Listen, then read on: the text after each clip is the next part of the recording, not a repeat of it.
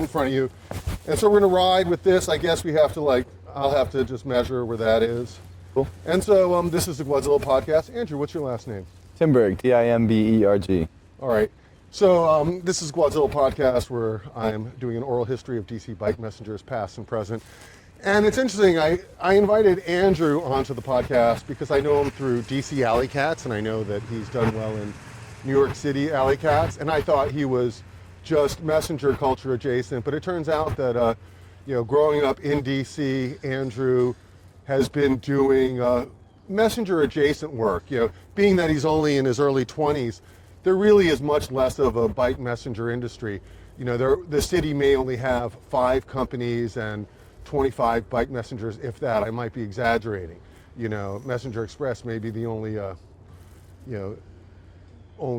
company in the game. So for you to be doing delivery work on the bike would be considered messenger work. So we're going to start rolling here, and I'm just going to ask you, go ahead and introduce yourself again, and just give me an idea of, say, how old you were and how did delivery work start for you, and then we'll just do some Q&A and tangents from there. Sure thing. All right. My name's Andrew Timberg. I am 22 years old at this point. I probably first started delivering when I was, I'm gonna go with 17, maybe late 16. But the basic shape of the matter was, I'm a high schooler. I like riding my bike. And I needed to make money. And so I saw these guys going around delivering food, delivering packages, having a bit of a freer lifestyle while still making money. And I thought that sounded pretty good. But I had no contact with the bike messenger world, or very tangential contact. And so I went towards Uber Eats, right? The app game. But I wasn't 18 yet, and you have to be 18 to sign up for an Uber Eats account. So don't tell Uber Eats, but I signed up using my friend's ID that he looked a little bit like me. So he basically made an account, let me log on to it, and he would take 5% of my earnings, but I didn't really mind. And yeah, I just started riding around DC, dropping stuff off, and I really loved it. And then my friends and I, during high school, we always used to go bike up the C&O Canal, with our hammocks, and spend the night, cook some food over the fire, smoke some weed, whatever. And one day we were coming back, and it had rained overnight, and so we looked a mess. We must have been covered in mud, falling apart, Pop-Tart wrappers coming out of our pockets. And a guy flies by, bike courier, and says, if you want to make money on your bike, go to bringitdc.com. And that sounded pretty good to us. So I'd already been doing a little bit of the Uber Eats delivery, but I was interested in more of a, authentic bike courier experience, working for a company, meeting people in the bike courier world. So we started emailing with the guy, and eventually we started working, and it was food delivery for a couple restaurants around DC, and that was fun, man. We had a good time. The guy, he definitely introduced us to the bike courier world. Maybe you can say his name. It's Chris Rabati. Yeah, Chris Rabati. And yeah, he who shall not be named. I'm looking forward to having you come up alongside. I'm looking forward to having Chris on the podcast. Sure. Chris, with all his dysfunction, is an amazing story because just as you're fast, he's fast. Yeah. And he's gotten back into racing. Oh, really? I didn't know that. Yeah, he raced DCCX in the 123. Cool. And it was a Pan Am Games. So yeah, these are the top people from around the world. So sure. So it's hard to understand how badass he is, but he's dropped his weight. And anybody with a beer in their hand's a psychologist. But when I did a little work for him as well. Uh-huh. And one of my impressions was, and this is true of me and anybody, we're all more sane when we're getting a release, be that release on the bike or whatever. Sure. And he was this elite racer with his training and his racing, and then he still was riding on a probably not even an elevated heart rate level for him, you know? Right. And he felt like gaming was giving him that release, but I think some of his conflicts with people were bigger than they had to be because he was so accustomed to just being like tranquilio. Right. But although we know it's Chris and he was never tranquilio, you know, like I was gonna say. I mean, like not the Chris I know. I need him to tell his own stories. But, Absolutely, that's what I'll say. Yeah, like we'll let him go. So I'll say. Let me just say, you know, a lot of people, you know, you could be the best person in the world. Money is corruptive. Money is corruptive, and money can ruin relationships. And that's all I have to say. Yeah, and we'll finish this because, you know, we did a little pre-talk before this, and we talked about Chris, and Chris does like to have a mentor relationship. Absolutely. He's a man approaching his 40s. He may have never had, and although he's married now to this wonderful woman, Kimmy. Kimmy, yeah. I love Kimmy. Yeah, I'm a big Kimmy fan. And Chris can also be fantastic. Right. But, I 100% Chris agree. maybe tries to express his not being a father to transcending his love of the bike. He would do Alleycats where he would lead a pack of, you know, these high school kids, probably from That was me. Well, there you go. Yeah. No, I still remember him yelling at me to get on his wheel, and he had just like swooped into an Alleycat. He wasn't even racing, and was trying to get us to beat whoever was the top dog at that time. I guess it was probably Biggs.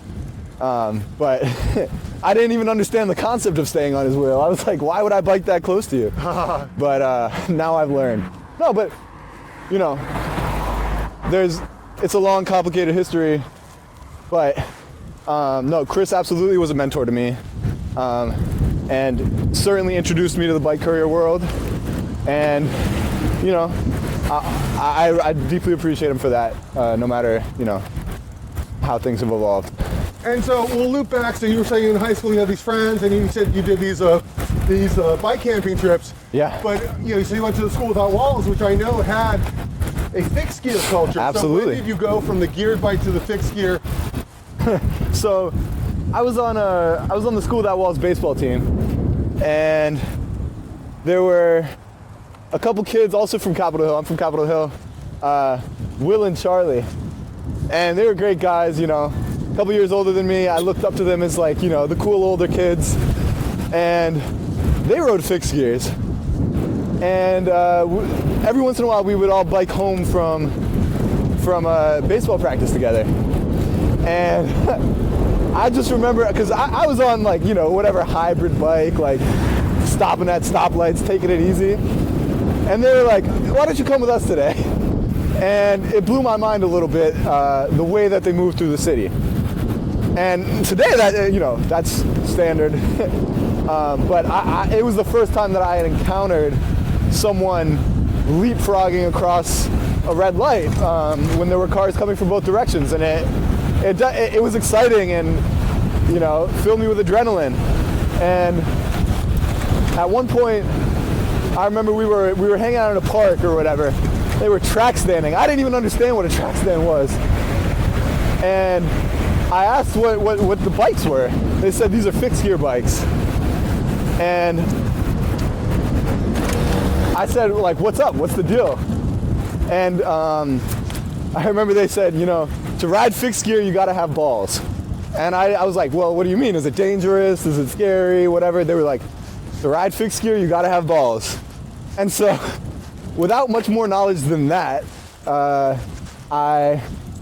asked for some money towards a bike for Christmas, and I guess my sophomore year of high school, 14, 15 years old, I guess 15 years old maybe, I bought an event in Cordoba, full build for $500 online, and I rode that bike hard. We're focused on that car right now. You're less important than that car. Beautiful.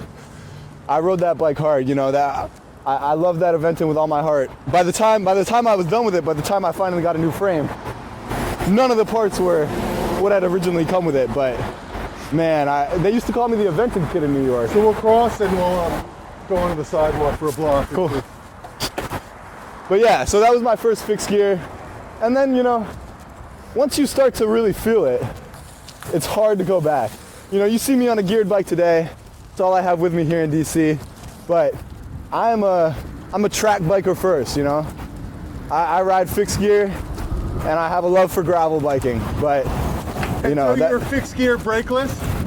Yeah, of course. Or I guess growing up in DC, I had brakes. I was still learning how to skid. But I guess we can get into transition to New York at some point. But I got to New York, and you know, none of the top racers were using brakes, and I didn't feel that I was ready.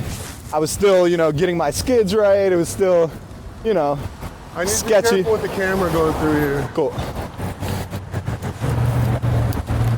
But one day I was biking and I actually got hit. I think it was, you know, car turning right on green and just didn't see me for whatever reason, wasn't looking. And they actually, the impact snapped my brake caliper. I only had a front brake. And at the time, I was so goddamn broke that I couldn't buy a new brake. And so I said, all right, well, that's a sign. You know, it's time to ride brakeless. And, you know, I haven't ridden with a brake on my fixed gear since. And there was a time at which, you know, my speed exceeded my skill.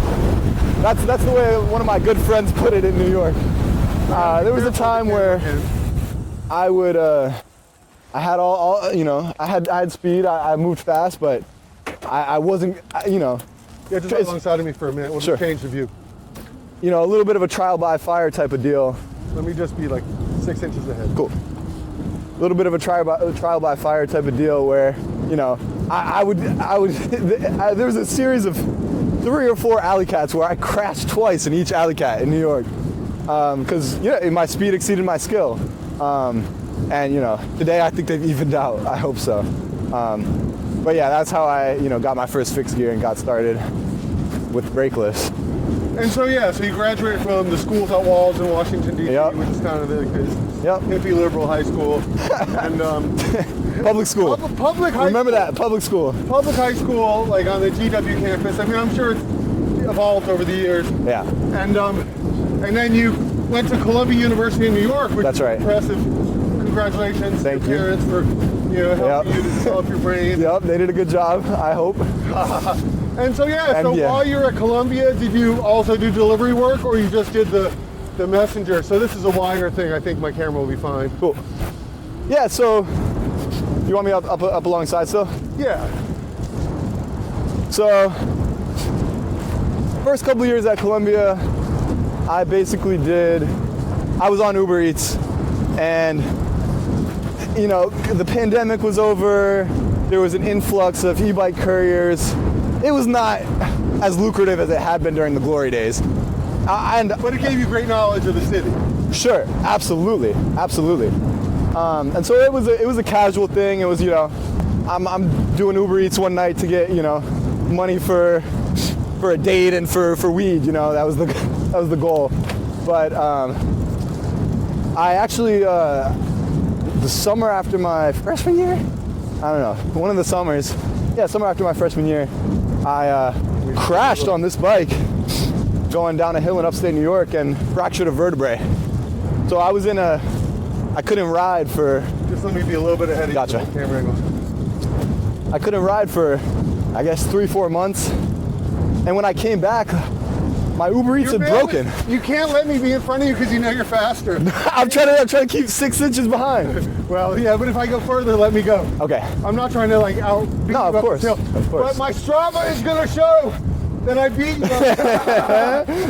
Yep, send that one around. No, where was I? Yeah, so I had a fractured vertebrae, and when I came back, for whatever reason, my Uber Eats had kicked me out. I couldn't deliver on Uber Eats. My social, I guess I had like typed in my social security number with 1 digit wrong, froze me out. I went to the help centers. I did everything I could. They wouldn't let me back on. I started doing DoorDash a little bit. Didn't quite hit. Whenever I would come back to DC for breaks, I would work a lot. I would put in long days doing DoorDash and Uber Eats in DC, for whatever I needed to fund at that time. And then, but yeah, it never quite worked how I wanted it to in New York.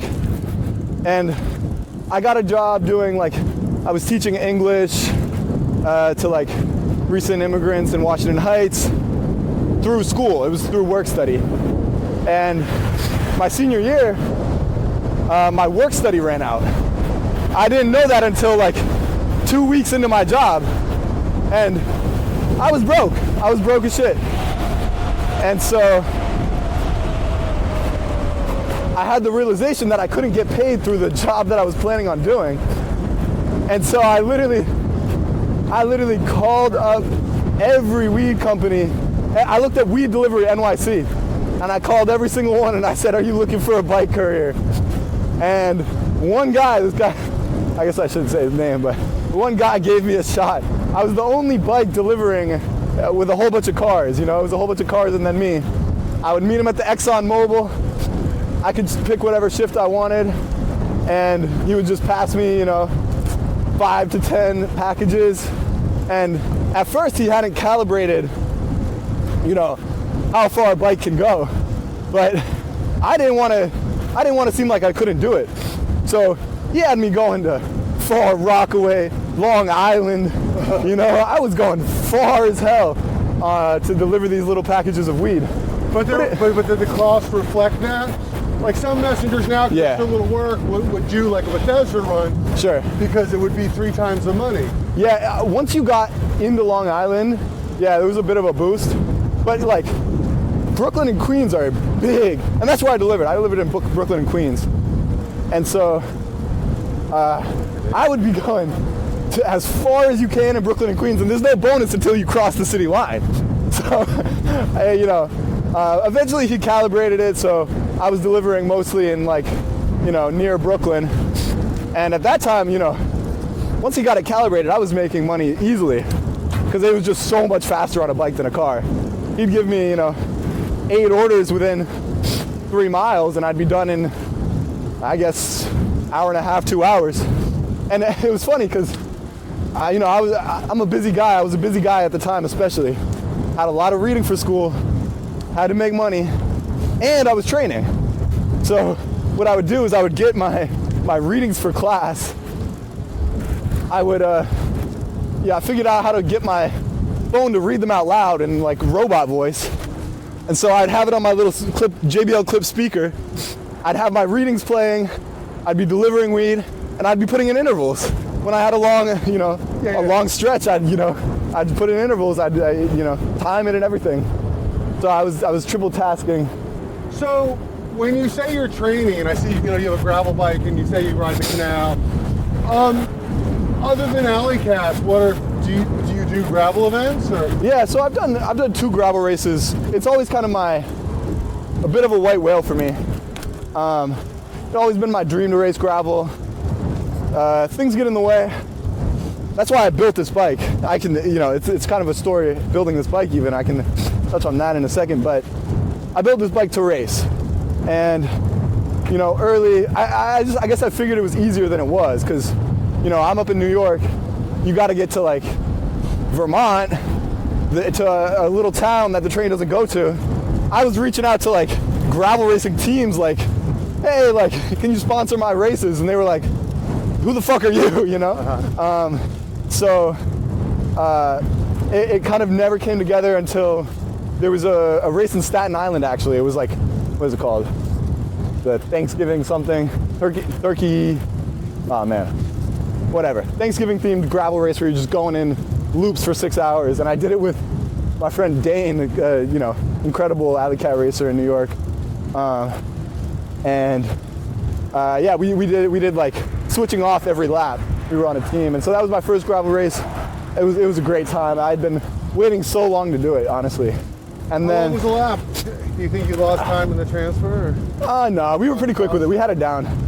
But I guess it's important to actually go a step before that, because I had signed up the summer, so I studied abroad in Havana, Cuba, the spring of my junior year. And I had this dream of racing gravel, really like doing it, and I felt good. I was like, if I really put in hours training and I get really fast, I'll be able to race gravel races and put up results good enough to where, some team will take me under their wing or whatever.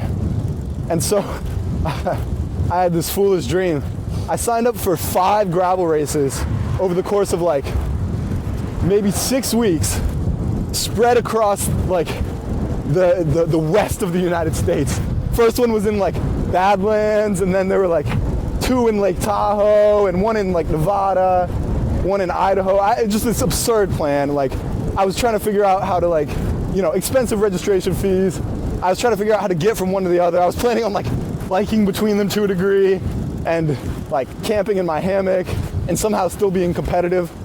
I've always been a big dreamer. So I was in Cuba and... But you did these 5 races. No, because I was in Cuba, I was training. And so I said, all right, I have a whole semester in Cuba. I'll have more time on my hands. I'm really gonna train as hard as I could fucking train. So I bought a bike down there, a classic steel road bike, too big for me. I was kind of foolish because I showed up and I was like, I want to buy a bike. So I got a not so good deal on a not so good bike. If I had waited another week, I could have gotten a better one. And that's a lesson, there's always lessons. But I was training hard, man. I was putting in, I had a couple 300-mile weeks. I was averaging 20 hours a week. I was working hard, and I got like maybe halfway through the first build period. I was like, 2.5 months into it. I'm gonna go for anything just to give this car the notion that Cool. I'm letting them go. But sounds we're good. gonna hit this light perfect. And so I'm training as hard as I can, and I had one day I woke up because I would wake up at 7 a.m. and I would go along this trail along the ocean out from Havana. It'd be like 3 hours, 40 miles. I would put in intervals. I was doing tempo intervals, whatnot. And I always said to myself, like, once you get out of Havana, you can start the intervals because the streets get calmer, long uninterrupted stretches. But this day in particular, I woke up at 7. I had a bad feeling. I didn't want to go ride. But I said, all right, you got your training plan, you got to keep up with it. So I get up and go, and I go out, I catch a flat. What happened? I think I had like 1 spare tube, and I snapped my tire iron, like some guy along the, oh, actually, yeah, so I flatted once, I fixed it, it was a fucking pain, and I kept doing my intervals, and then I flatted again, and some, random cyclist came by, gave me a tube, man. It saved my life, because getting around Havana is not exactly, easy without a bike.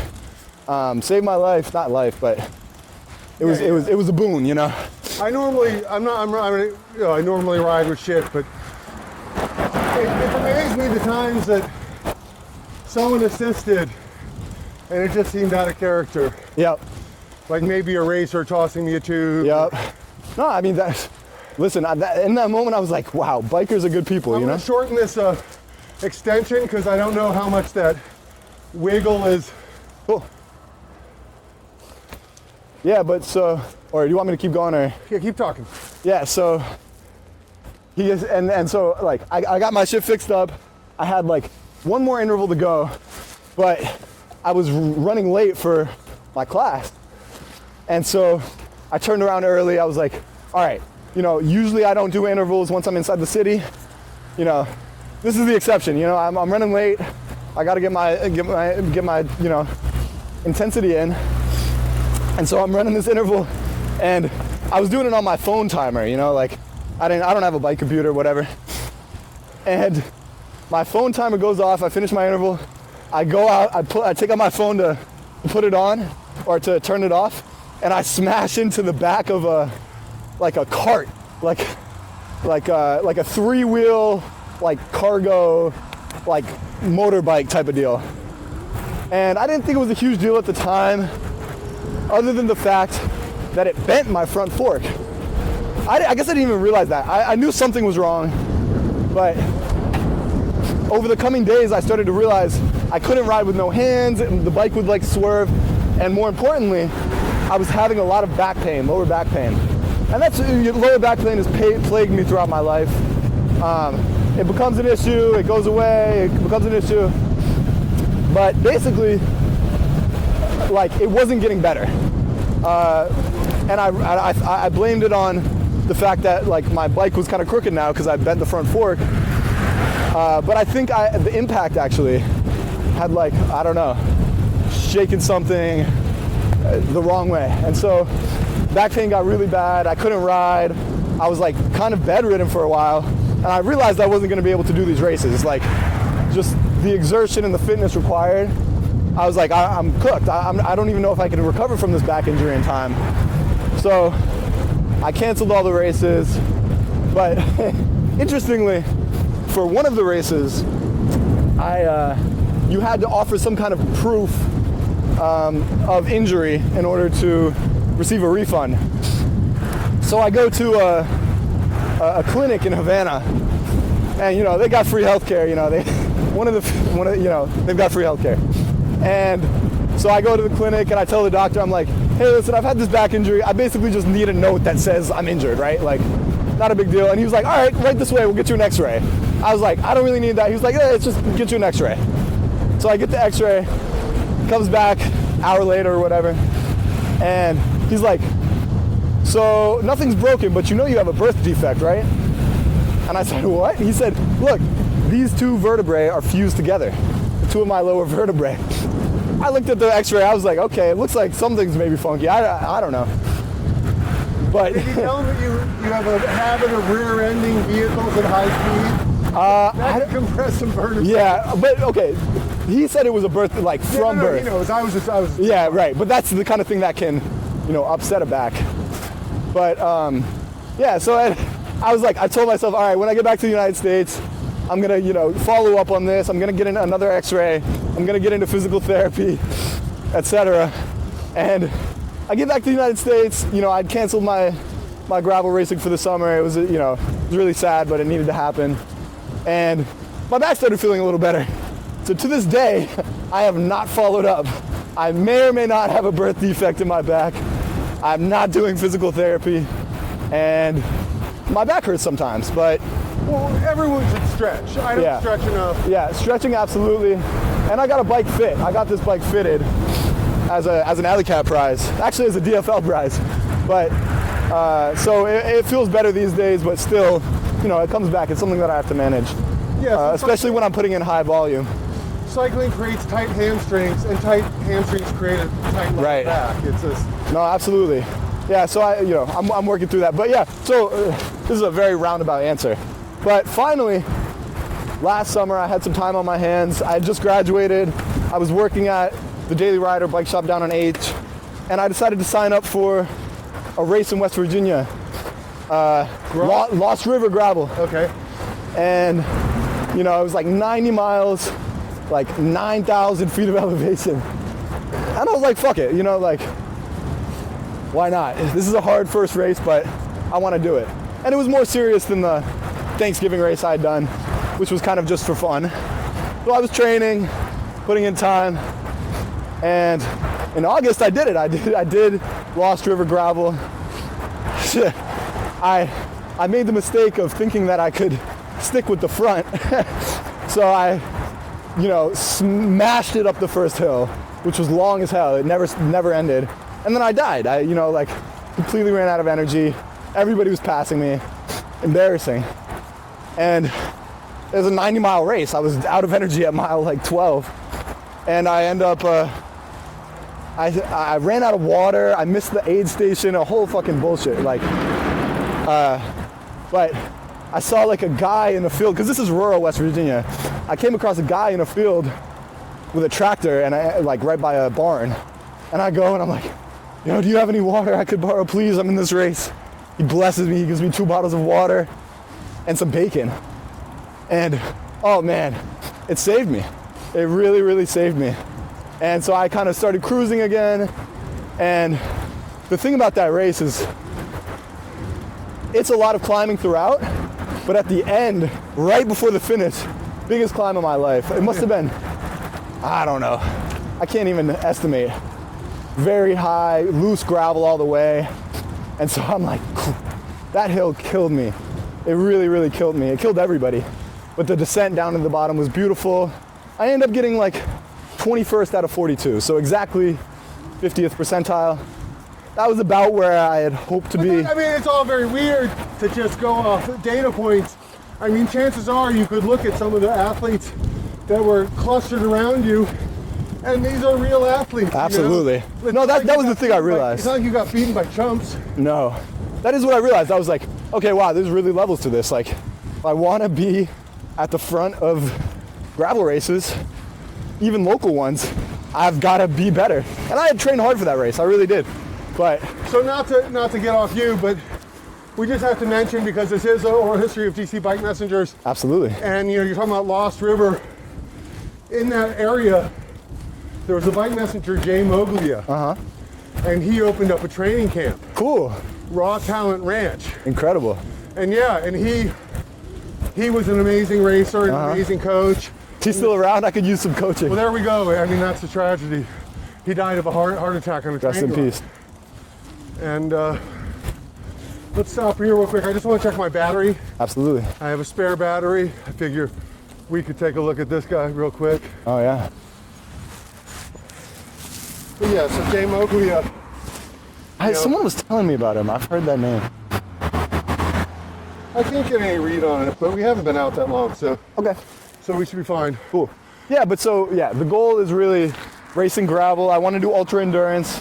I want to, I want to perform well in gravel races, like the goal would be to get someone, perform well enough that I could get someone to pay for it, right? That's the goal.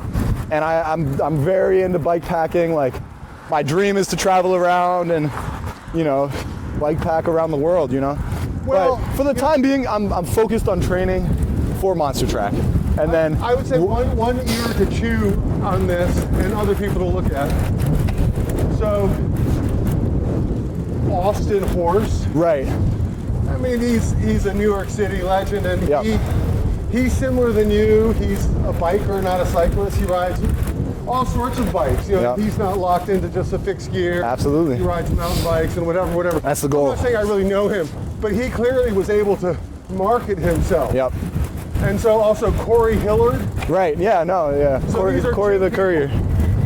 Yeah, I mean, you could ask them for some sort of Absolutely. whatever. And Yeah. I mean, I've gone through oh my God, do I have to become an influencer, post a bunch of stuff on Instagram or whatever, get noticed somehow? Yeah, do you know DC Biking? No, I don't. He's the food delivery guy. Oh, but yeah, my mom has told me about him. Yeah, you need him to sponsor. Right, exactly. No, but I, at the end of the day, I've come to the conclusion that what matters is me being fast, right? If I'm really fast, if I'm really consistently winning Alleycat to New York, things will fall into place is my belief. Obviously, I have to work it a little bit, but right now I'm just focused on getting myself to a place where if an opportunity comes my way, I can take advantage of it. And so, yeah, that's what I'm training for Monster Track, and then I'll work on a spring and summer gravel calendar as well. I hope to do, I don't know, hopefully at least 3 or 4 races over the spring and summer. My brother and multiple other members of my mountain bike team, DCMTB, they all enjoy Grusk. Grusk? Oh, gravel ride up Bruce Knob, yeah. And my thing is, anytime there's a race where it's not actually a race, it's a ride, I get turned off. And I know that's wrong of me, but... Yeah, but I think you have to understand that in some ways, I did this Shenandoah Mountain 100. Yeah.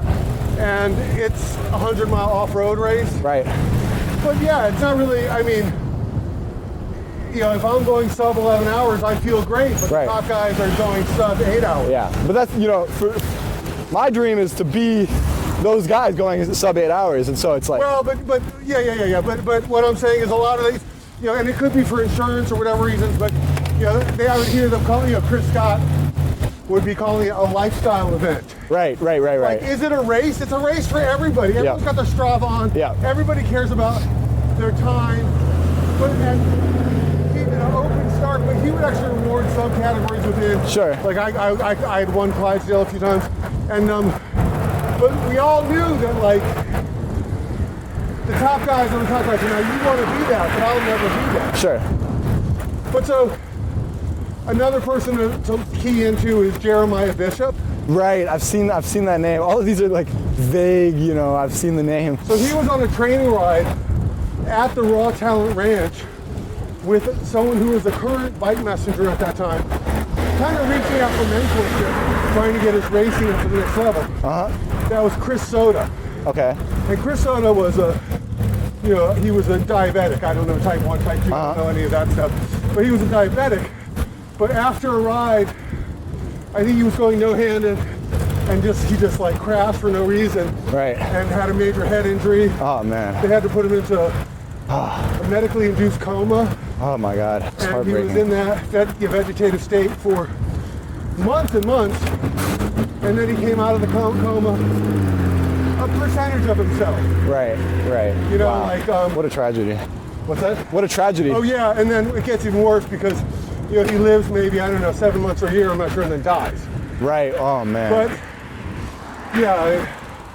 I mean, there is risk involved. Like that is definitely something I've learned. Like there is risk involved. When I fractured my vertebrae, doctor told me like I was lucky not to be paralyzed. Right, I was like inches away or a rock away from being paralyzed from my waist down. Well, and so there really is risk involved. Both Alleycats, gravel racing, everything. Like no, but the sad reality is, so we have two former bike messengers, Sean Vega of Blumenfeld, Vega, who was a messenger and raced and whatever for years, and he got killed on a training ride in Western Maryland. Oh, really? And then another, a female ex-messenger, Lisa Martin, also bike messenger for years, and then she gets killed on a training ride in like Hyattsville College Park, and that was this year.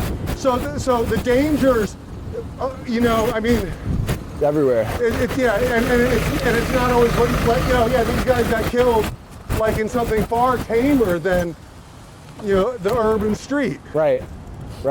Well, I mean, I think it's interesting.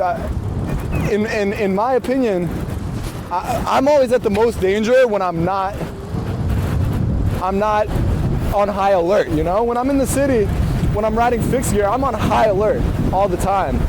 But when I crashed, when I fractured my vertebrae, I was I'll never forget. I was cresting the hill. I was thinking about how I was in the best shape of my life. I had this race coming up and this race coming up, head in the clouds, right?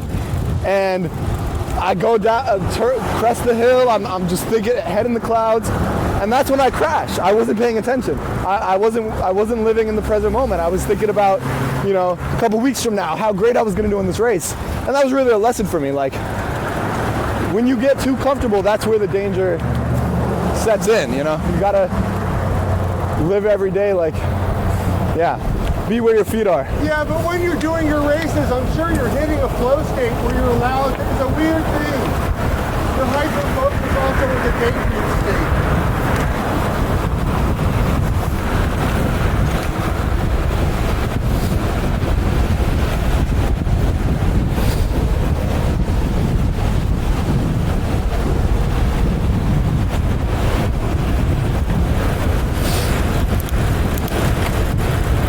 Yeah, but I'm invested in the whole, My brother, is a cyclist and he raced cross for years, and he does Grusk and other gravel events, and he trains on the canal and Zwift. Yeah, no, I mean, and I'm very invested in that whole world. I want to get good. I want to get fast. I want to race gravel, but at the end of the day, I'm a fixed gear rider who likes to ride gravel. Yeah, that's my priority. I race Alleycats. That's been my thing my whole biking life as an adult. I race Alleycats. I race fixed gear. Yeah, but that's like a city boy going to the country and a country boy in the city. Right. Trying to use that, say like I'm from this other pond. Yeah. No, it's fair. But yeah, so whenever I'm training, for the most part, I'm thinking about my next Alleycat. I'm thinking about Monster Track. I wonder what this path is here. And then, you know, whatever leftover gains I have, that's for the gravel. What's that? Let's take a right on this path. Cool. I'm not really familiar with the road we're on. No, it only goes through there. Cool. But it just, okay, here's where we go to Sligo Creek. Right. Okay. Sorry. Like I go on like different roads. It's interesting that this is Dale Road. I'll be walking dogs on this road later. Oh, curious. But it's just peculiar to me, like, because I usually go either further up and do my linking, but I was just trying to make sure that, you know, I have to go to work and you have another ride ambitions. Right, and I'm technically at work right now. Don't tell my boss. Well, you shouldn't say that on the... He won't see it. No one will see it. That's the beauty of it. No one will see it. Hell yeah. Look at these houses. I've never been on this street before.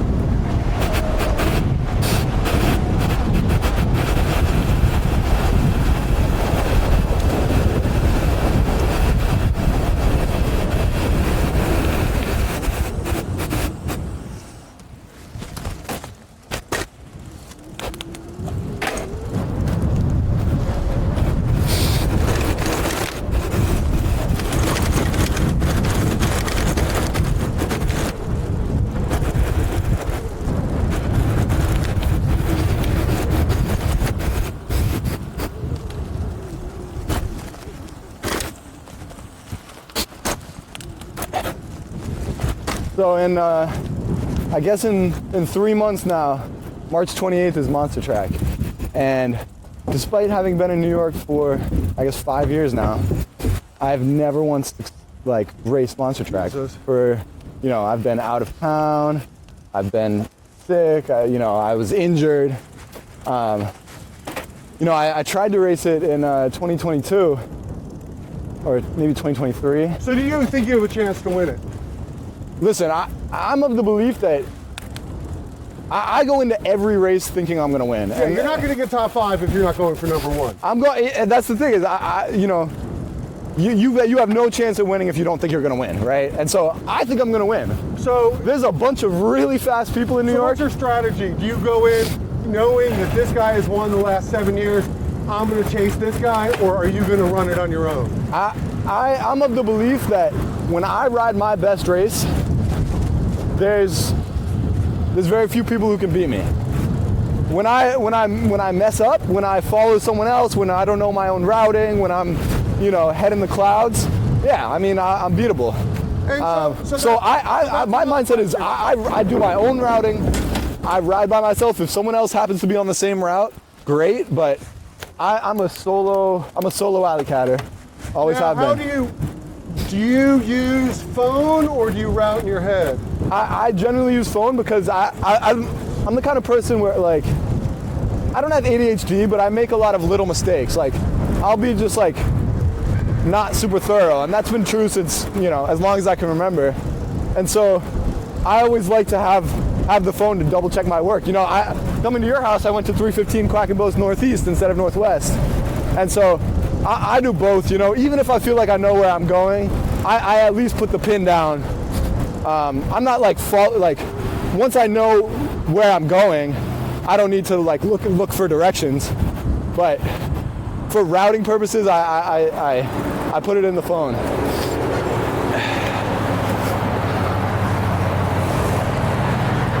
So, how old were you when you raced your first Alleycat? I believe I was 17. These guys are turning at us, but we're going. Cool. I had my bike locked up like Vermont and H, Northwest. And I was unlocking my bike, and this guy with a beard came up to me wearing a cycling jersey, and he gave me a little flyer. And he said, "Hey man, nice bike. Come out and race this Saturday." And I said, "What the hell kind of race? Whatever." I took the flyer. It was like free Ali. I didn't even know what the hell it was. So I talked to my friend Charlie, who I was mentioning earlier. I said, "Yo, do you have any idea what this Alleycat business is?" And he said, "Yeah, man, it's like you'll have, a list of addresses. You got to go between them. You can do whatever route you want. And at the different checkpoints, you're gonna have to like, sometimes you'll have to do a little task, like, you know, do ring toss or chug a beer or whatever. And I was like, well, that sounds pretty fun. So I got a couple friends together. We all went out. We were like, all right, we're gonna do this race. However, it happened to be on the same night as like a school dance or whatever. And I was like, I just want to race. I don't really care about jumping up and down at, you know, in the tiny little cafeteria or whatever. But a couple of my friends were invested in going to this dance. So we start the race, obviously like doing it all wrong, going, you know, every which wrong way. But I was invested in the process. I was enjoying myself. But then once my friends realized that we weren't like, you know, doing it right, they were like, oh yeah, I'm just gonna go to the dance.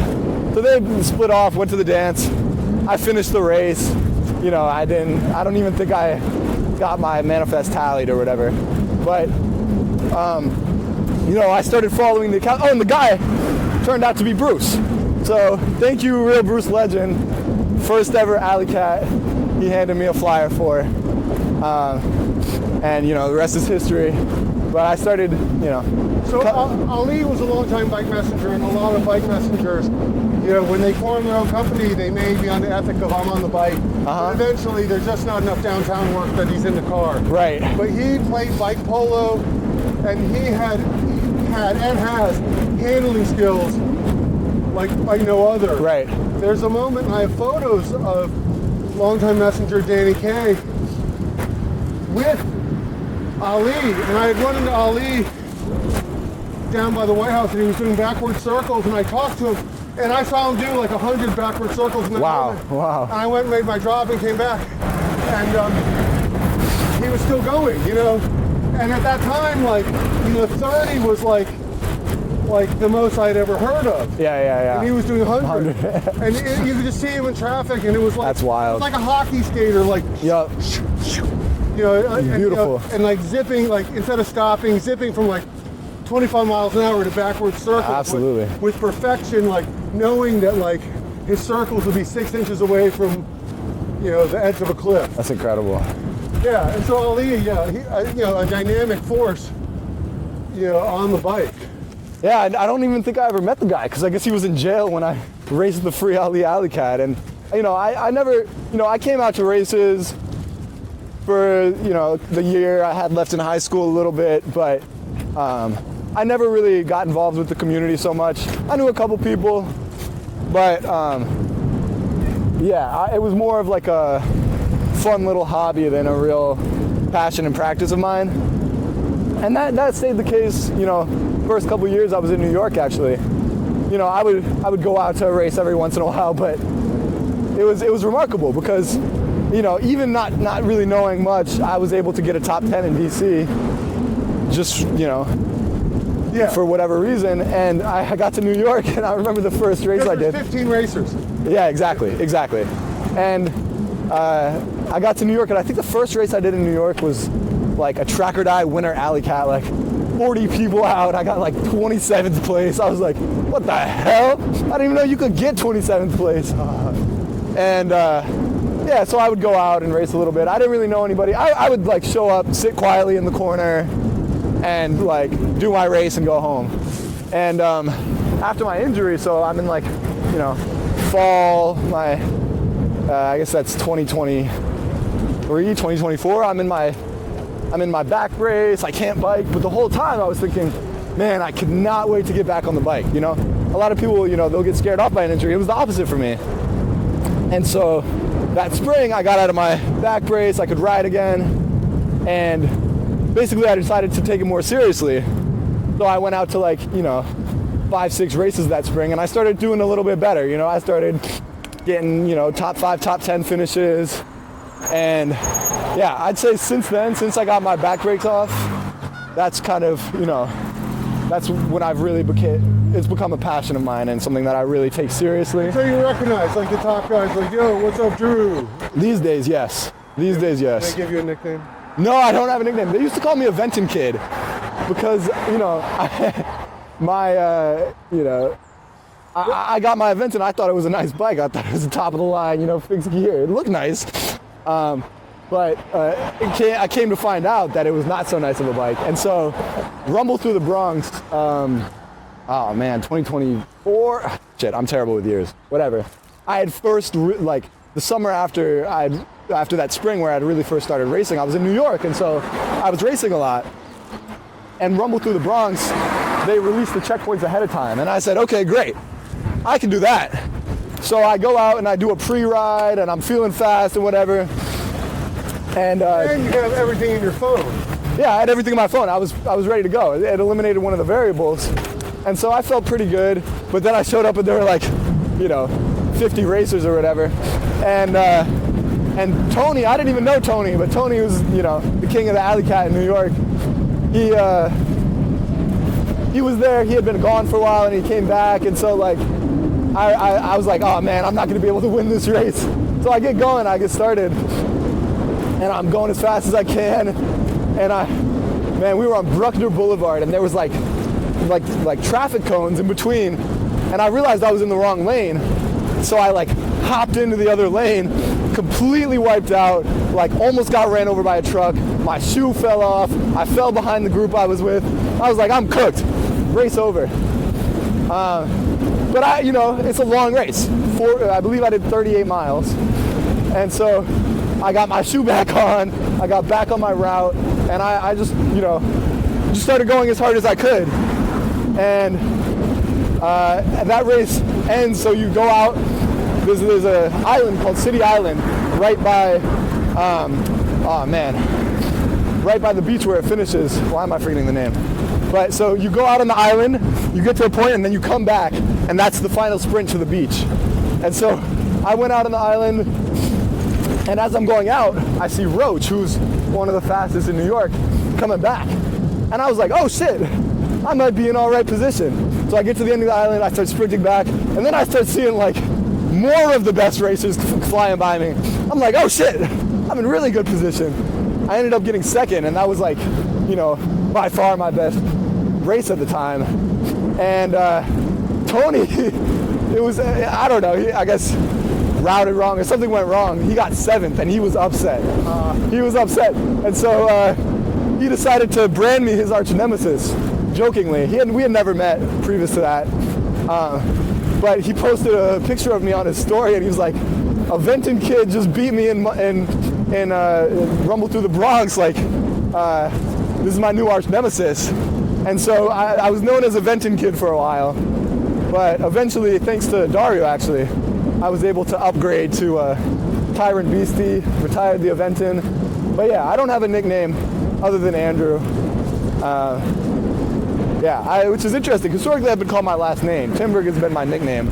But yeah, these days I'm Andrew.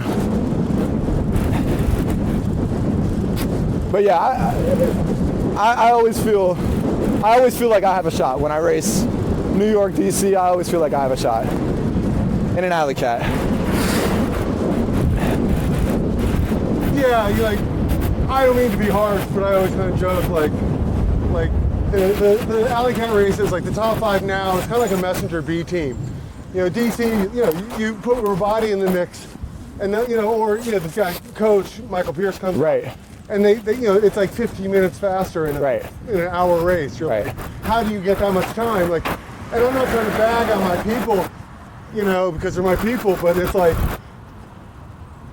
these other characters, Skandar, Chris Soda, Sean O'Donnell, Sean Campbell, those are just a few names, and of course Chris Rabati, who maybe was less of an Alleycat, more of a legitimate racer, but Russell Langley, legitimate racer. Like, these people were like, they were like, they weren't like just guys getting off the couch, putting down the PlayStation controller and an Alleycat. No. They're like serious racers, training, and yeah. And I mean, that's the in New York it's cool because there are a lot of very fast bike messengers. Like the top racers. There's like in my mind, I'd say right now there's a top 7, give or take, and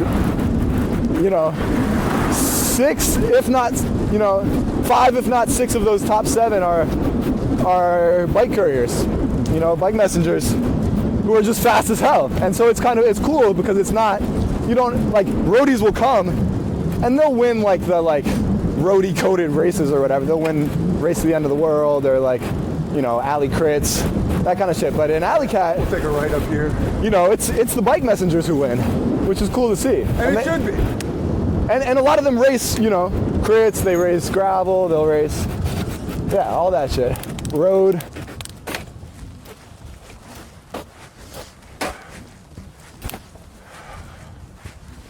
At this point, I'm the phony. Well, that's the riddle. You know?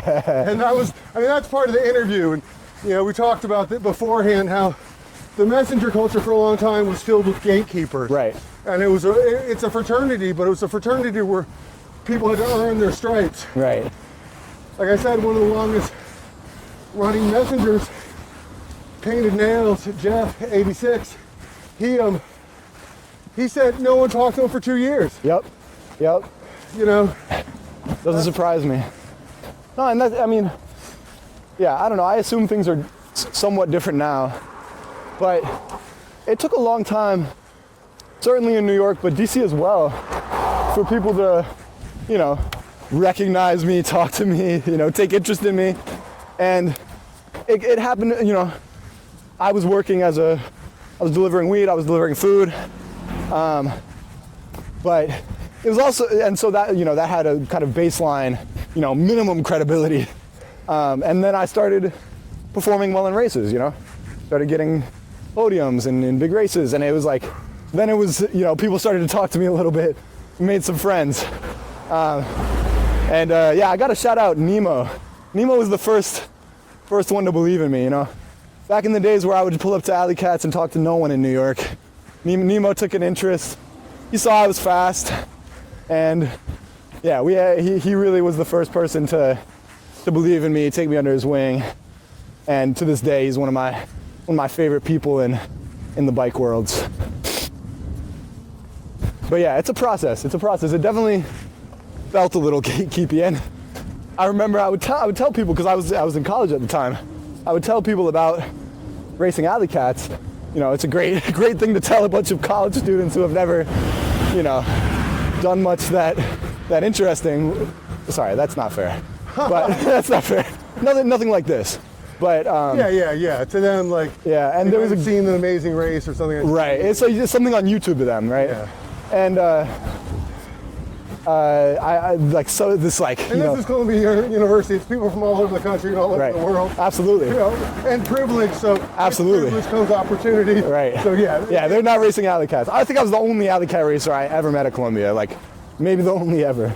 Whatever. But you know, the fact is, you know, you go to the parking lot of a gravel race, a mountain bike race, or God forbid a road race or a triathlon. It's not like the people in the parking lot are like, "Hey, welcome aboard." That's fair. Yeah, you gotta earn your stripes no matter where you go. Although I had a funny experience. I roll up and I'm always rolling a little bit late. And I'm registering for Charm City Cross in Baltimore. And this woman's signing me in, and I'm like all over the place, and she's like being really cool. I said, "Yeah, I'm not really a cross racer, I'm a mountain biker," and she's like, "Me too," and whatever. And then I'm out racing, and like she's on the side of the course, you know, in her trainer, and she's, you know, cheering me on. Right, yeah. And whatever. Solidarity. And it turns out this is Georgia Gould. Like, she raced the men's, you know, destroyed the killer bees and destroyed incredible. The women. Wow. She's like, you know, Olympic. Yeah. I find that, you know, the people who have the you know, the least to compensate for are the friendliest. You know, like it's the ones who, and honestly, like in New York, the people I gravitated towards, the people I became close with, were the top racers. You know, because there was no insecurity. Like, we weren't, especially when I started racing, we weren't competition. Like, I was like, you know, I was learning from them. I was like a mentee. But yeah, there was a guy at Columbia who asked me, like a student journalist type. He was like, "Hey, I heard about this like Alleycat racing. It seems like a really like, you know, cool community and a cool story. Like, I'd love to come with you sometime and write about it." He was a biker, but, you know, more of a cyclist. And I told him, I was like, "Listen, man, like, I just got them to..." Joel Gwads. I told him, I was like, "I just got them to talk to me, and I just got them to think I'm not a total dweeb. Like, respectfully, I'm sorry. Like, you cannot come with me." Yeah, but honestly, not like, it's one of those things where, yeah, like, it could take a while to break into the scene, to gain any type of respect, to make friends. But once you do, it's like a very open community for the most part. Although people tell me that hasn't been the history. So I went to high school with that woman, Kate. And like, oh, cool. Just like I'm not Messenger, I'm Messenger Jason. I was not punk, I was punk at Jason. Right. But you'd be in high school and like you would get this like these microaggressions and also aggressions like stuffed in the locker type stuff sure. from like the jock or mainstream culture. But it's not like you were a punk and then you went to the punk show and all of a sudden, I mean, it was almost more ferocious. Yeah, right. It was like street fighters and whatever. No, yeah, everybody wants to like have their community and have that community be kind of like integral and not like the reason why people want to join it is because it's a little bit mysterious. So I understand that urge. But I'll just finish with that woman Kate Sandworth. Last time I really dealt with her was years ago when I had her. She painted portraits of my then 2-dog Frosty. Cool. But after high school, she's an artist and musician. She went to school, maybe Florida, then New York, I'm not sure. But she also became a musician, and she was in an all-woman band called Fire Party. And they were popular, and they toured and opened for Fugazi. Cool. Wow. So, but her art. The people you see biking around Tacoma. She now does this etching artwork that just will blow your mind. I love etching. She's just been like this, like evolving artist. Incredible. I mean, we were friends, but whatever. Right. I haven't really talked to her. Yeah, in the outer circle of acquaintances. Well, and we kind of had a circle of friends, but people are awkward and weird. I think the simplest thing was like, I was good friends with one of her female friends, just friends, and maybe I felt competitive as people. Sure. Happens.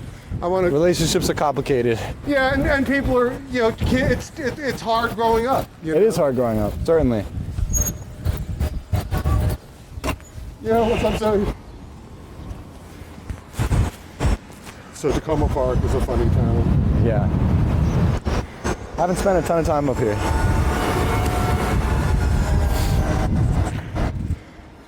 And she's like, Zoe Stern is like, she's very Tacoma Park. She was like super punk rock as a kid. She ran with like my skinhead friends. Cool. Yeah, everybody grows up. She's fully tatted out. like there's not like I saw her getting a tattoo. I'm like, where did you? Oh, you found the spot? Yeah, right. A little bit of blank canvas. But yeah, she's like a wife, a mom, whatever. But as a kid, she hung out with the Cro-Mags or whatever. Or let's make this. But yeah, that's kind of the basic contours of my story. Take it, piece by piece. And we can wind it up. We'll just like call that a day. Thanks for coming on. Absolutely. Thanks so much for having me. I think we had a great conversation. I look forward to having these same types of just flowing conversations, telling stories. And you played in well. You told great stories very well. Glad to hear it. It's now documented too, so it's fun. Exactly. I can show it to my kids or whatever. Or whatever. The New York people. You gave a shout out to people you ever. I'll send it to Nemo. Bruce. Whatever. Absolutely. And one more shout out to Biggs, man. I love Biggs.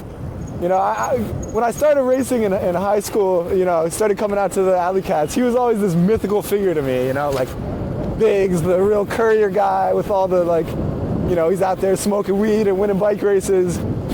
And because I come back to DC frequently, and that's how I've gotten to know DC bike couriers, like after my early high school days or whatever, coming back and racing.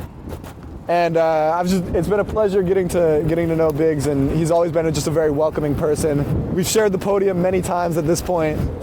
So have you won a Biggs bag? Oh, I've won. I have a whole collection, and allegedly, Biggs, if you see this, I think I'm still owed a bag from Mess Life 10, the 3-parter. I got the bags for each of the individual parts, but allegedly I got a big one coming. But I'm not actually concerned. Of course you're not. That's the funny thing is so I'll host these events and I've got Ortley bags and Chrome bags. Right. And those could be the prizes, but the people who win the Alleycats often already have bags. Yeah, absolutely. And I give away a lot of bags. To be honest, if you're a friend of mine, I've probably offered you a bag at some point. Well, so Andy Zalin, he's now in a different housing situation, but he lived in a group house, and in the basement there was this wall covered in bags, and all of them were custom bags. Beautiful. Alleycats. That's what I keep. I keep custom bags for sure. Yeah.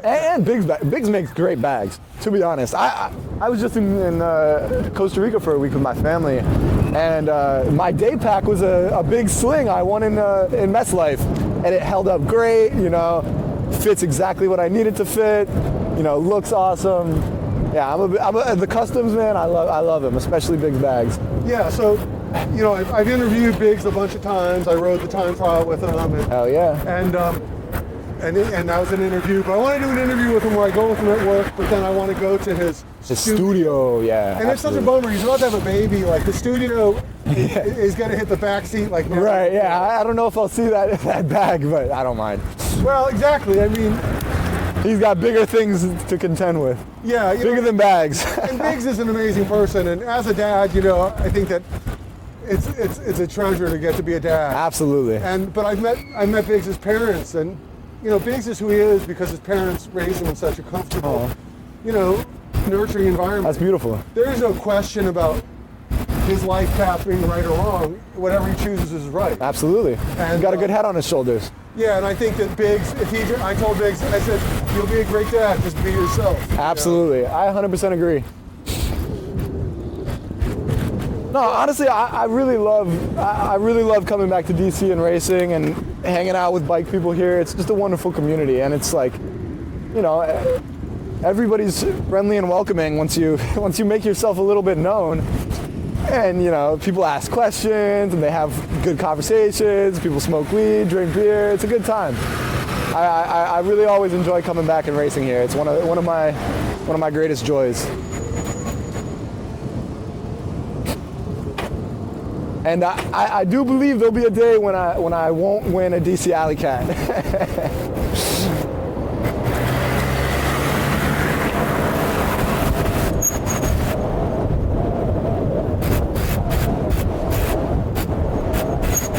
Go right.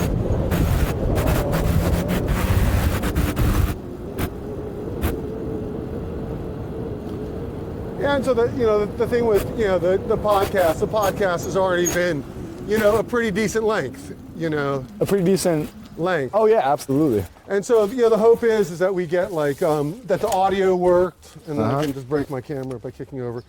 So it's still recording now, and you talk. Hello. So yeah, we're good. It looks like ideally throughout the whole thing we got what we wanted. Cool. Unfortunately, you're wearing the neck gaiter, so you're not as handsome now as you could. I can show the people. Oh baby, swipe right. Do not swipe right. I have a girlfriend, and she's wonderful. Shout out Renee. There you go. We can edit that part out. Well, let me get that thing, and we'll send you on your way. Sounds good. All right. So I don't know the best way to do this. We'll just. A friend of mine is miking up Donald Rumsfeld in the Fahrenheit 9/11 video. I'm following this. I worked for CBS News for Cool. I actually started off as a motorcycle courier. Oh, interesting. And transitioned into IT. Yeah, you wanted to do the acoustic? What's that? Acoustic, motorcycle is an electric, and acoustic, leg powered. Well, that's one of the things that we talk about the bicycle messenger culture, and a lot of people maybe after 2000 there were messenger companies that were bicycle only. Right. But originally it was messenger companies, and they had cars, trucks, motorcycles, mopeds, and bicycles. Yeah, for different and people even could walk. Yeah, for different distances, but there was just so much work. Right. But there was never a bike messenger only bike company unless and then that was kind of like Bike Messenger starting their own company. Right. But there were so many. There was a company called Metro Courier that had a fleet of yellow BMWs. Oh, really? Yeah. So it's interesting.